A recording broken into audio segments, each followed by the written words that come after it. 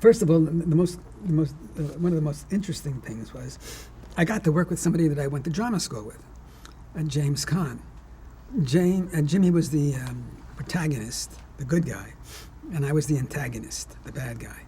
I did a lot of juvenile delinquents at the time, which was interesting because I'd gone from this persona of being the sensitive, young guy, to all of a sudden being the tough juvenile delinquent.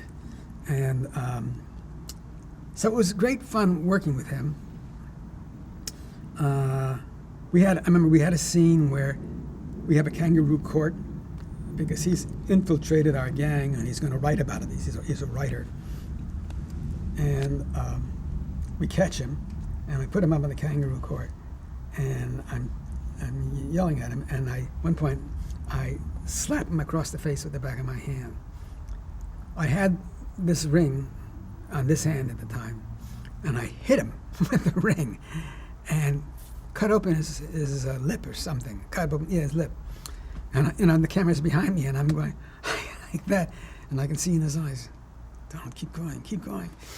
He loved it. He loved the idea of the blood, coming down his face, and so we finished the scene, and it was a good episode. It had nothing to do with the Alfred Hitchcock Hour. It was about juvenile delinquents. Zalman King, who ended up making 9½, a soft porn movie, was in it. It was one of the gangsters. Tony Musanti, who did quite a bit of television and did a series, I think it was called Toma. He was in it.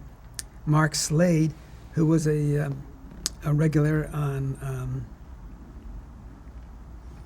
a Western.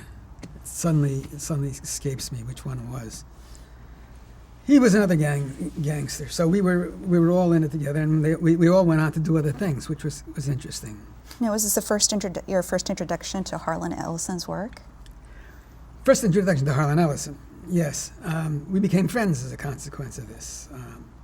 I think Harlan liked me because I was short. And we became buddies. And we went out, and my girlfriend became my wife, and me and Harlan and his whatever lady he was seeing at the time. And it's been a mercurial relationship between Harlan and I that's lasted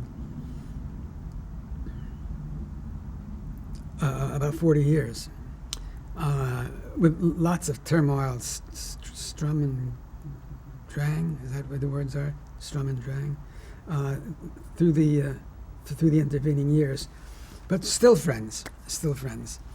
And stories with Harlan go on and on, but they're not really appropriate for this occasion. Now, did you meet Alfred Hitchcock? No, Alfred Hitchcock was not on the set. Joe Pevney directed this. Joe Pevney later became one of the people who'd made the decision. It's a strange world, and it's a Kevin Bacon world, 6 Degrees of Kevin Bacon. Joe Pevney later became one of the alternating directors on Star Trek in the second season. I had worked for him in a starring role on the Hitchcock show.